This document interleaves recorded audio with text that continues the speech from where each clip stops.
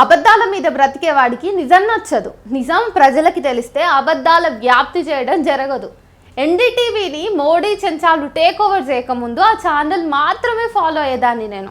Take over చేసిన తర్వాత ఆ ఛానల్ ముఖం కూడా చూడలేదు.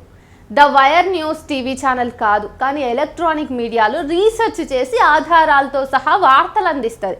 మెయిన్ స్ట్రీమ్ మీడియా పిచ్చి పట్టినట్టుగా వ్యవహరిస్తున్న టైంలో నిజాలకు మాత్రమే కట్టుబడి వాస్తవాల్ని ప్రజల ముందుంచి ఎన్నో ప్రశ్నలు లేవదీసింది the wire. Mainstream Modi భజన మీడియా అబద్ధాలు ప్రచారం చేస్తుంటే సిగ్గు లేకుండా చోద్యం చూస్తున్న ఈ పిరికి చేతగాని ప్రభుత్వం ద వైర్ను బ్యాన్ చేసింది.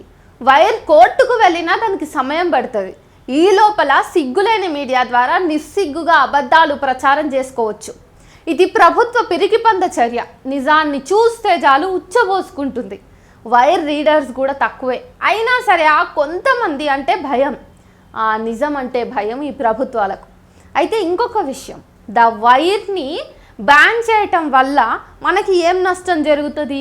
ద వైర్ లాంటి సంస్థల్ని బ్యాన్ చేస్తే మనకి ఏం నష్టం జరుగుతుంది అంటే, రాత్రి నుంచి వాళ్ళ ఉదయం వరకు మనలో మనమే ఎంత ఫేక్ న్యూస్ని సర్క్యులేట్ చేసుకున్నామో అన్నదాన్ని మీరు ఒక్కసారి క్రాస్ చెక్ చేస్తే, ఫర్ ఎగ్జాంపుల్ ఇవాళ ఉదయము మన ఇండియన్ ఆర్మీ ఇచ్చినటువంటి నివేదిక కాకుండా, నివేదికలో ఉన్న వాస్తవాలు కాకుండా రాత్రి నుంచి పొద్దున్న దాకా మనము చాలా విషయాల్ని సర్క్యులేట్ చేసినాం.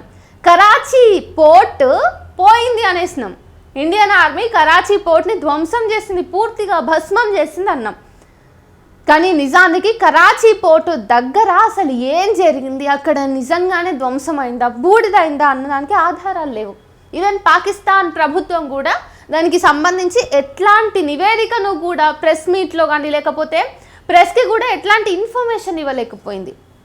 సో నైట్ నుంచి వాళ్ళ ఉదయం వరకు మన Indian media channels, yellow media channels చేసినటువంటి టీఆర్పీ రేటింగ్ల కోసం కుక్కల్లాగా చేసినటువంటి అబద్ధాల ప్రచారంలో మన ఇండియన్స్ అంతా నిజంగానే గుడ్డలు చింపుకున్నాం.